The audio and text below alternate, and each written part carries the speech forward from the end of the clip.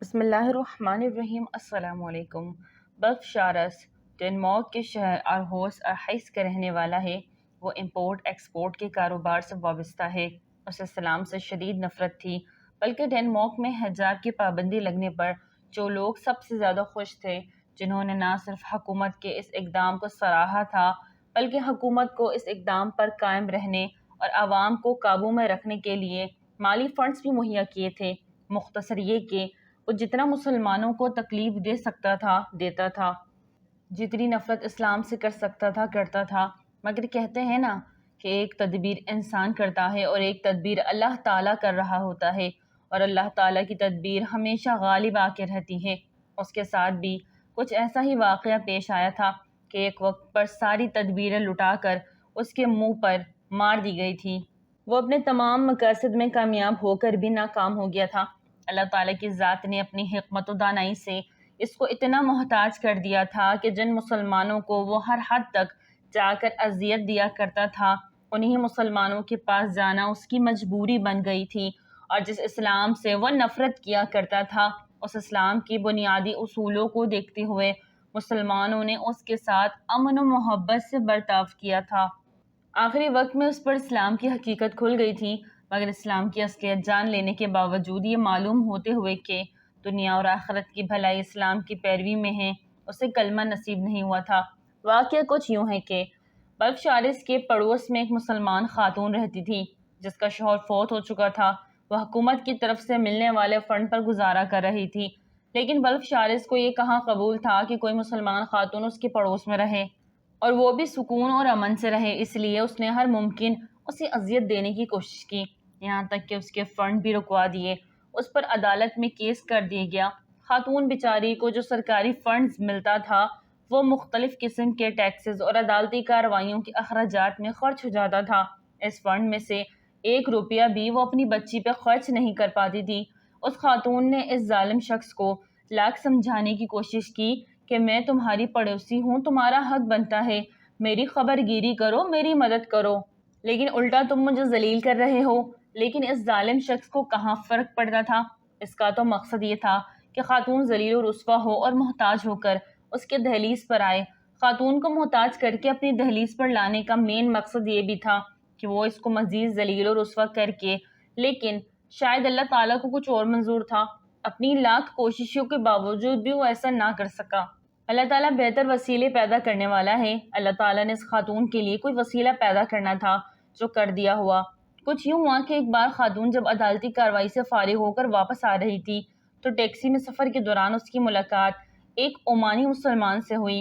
Hello hi کے بعد جب دونوں ایک دوسرے سے حال احوال پوچھا تو خاتون نے اپنا سارا احوال عمانی کی گوش گزار کر دیا۔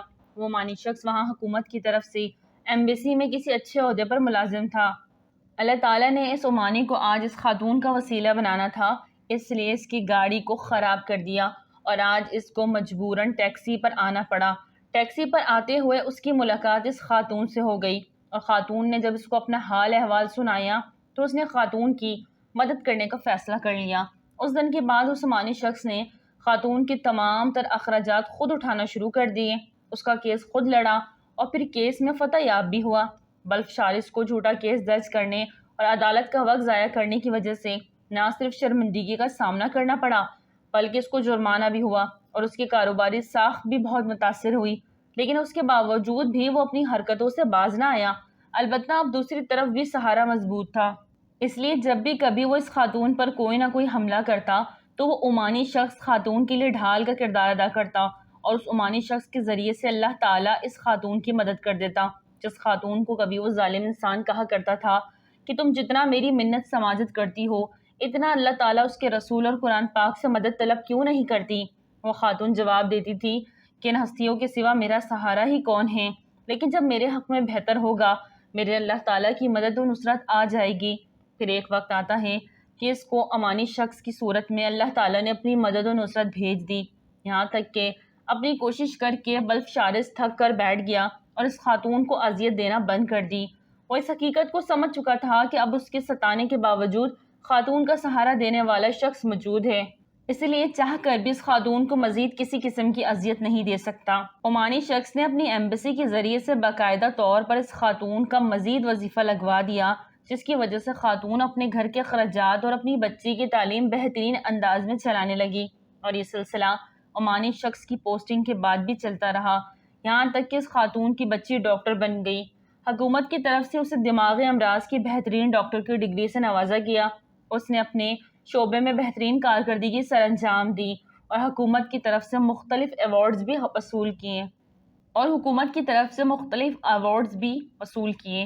ایک دن وہ خاتون اپنی بیٹی سے ملنے کے لیے ہسپتال آئی ہوئی تھی۔ در حقیقت اس نے بھی اپنے معمول کے چیک اپ کروانے تھے۔ اسی دوران اپنی بیٹی کے ساتھ وہ وارڈ کا وزٹ کر رہی تھی کہ اسے بیڈ نمبر 9 پر لیٹا ہوا مریض نظر آیا، جسے اس نے فوراً ہی پہچان لیا اور اپنی بیٹی کو نصیحت کی کہ اس شخص کا خاص طور پر خیال رکھا جائے۔ گو کہ عرصہ ہو چکا تھا، خاتون وہ اپنا پرانا گھر چھوڑ چکی تھی، مگر اسے اور اس کی بیٹی کو اس شخص کی طرف سے ملنے والی اذیتیں یاد تھی، لیکن ماں کے کہنے کے باوجود اس کی بیٹی اس شخص کا خیال باقی مریضوں کی طرح ہی خیال رکھ رہی تھی۔ کسی قسم کی کوئی نفرت یا بغض دل میں نہیں رکھا تھا، مگر ماں سے ملنے والی ہدایت کے بعد اس نے اس شخص پر خاص توجہ دینا شروع کر دی۔ بلف شارس، جو ان دنوں ماں بیٹی کو پہچان چکا تھا، اس نے ایک دن اس ڈاکٹر لڑکی سے پوچھا، کیا تم مجھے جانتی ہو لڑکی؟ لڑکی نے مسکرا کر جواب دیا، ہاں بہت اچھی طرح، کیونکہ انسان کو اپنے محسن کو یاد رکھنا چاہیے، لیکن حقیقت یہ ہے کہ انسان اپنے محسن کو بھول جاتا ہے اور اذیت دینے والے کو یاد رکھتا ہے، مگر میری والدہ اور میں نے دونوں کو یاد رکھا ہوا ہے، اپنے محسن اس عمانی شخص کو بھی نہیں بھولے اور خود کو اذیت دینے والے بلف شارس کو بھی نہیں بھولے۔ بلف شارس نے ان سے پوچھا کہ مجھے پہچان لینے کے باوجود بھی میرے ساتھ اتنا اچھا رویہ کیوں رکھا ہوا ہے؟ اس نے جواب دیا، یہ سب میرے مذہب کی تعلیمات ہیں، میرا اسلام کہتا ہے معاف کر دینے میں ہی عزت و بڑائی ہے، میرے نبی کریم صلی اللہ علیہ وسلم کی تعلیمات ہے کہ بیمار کے ساتھ کسی طرح پیش آنا اور اذیت دینے والے کو کس طرح معاف کرنا۔ میں جو کچھ کر رہی ہوں آپ پر کوئی احسان نہیں کر رہی، کوئی فقط والدہ کا حکم سمجھ کر مان رہی ہوں، بلکہ میں اپنے اللہ کی رضا اور اس کے رسول صلی اللہ علیہ وسلم کی دی گئی تعلیمات پر عمل کرتے ہوئے یہ سب کچھ کر رہی ہوں۔ جس پر بلف شارس نے شرمندہ ہو کر کہا، میں نے آج تک اسلام کا ایسا روشن چہرہ تو کبھی بھی نہیں دیکھا تھا۔ مجھے تو اسلام کے متعلق کچھ اور ہی بتایا گیا تھا۔ مجھے تو بتایا گیا تھا کہ یہ غیر مسلموں کو قتل کرنے کا حکم دیتا ہے۔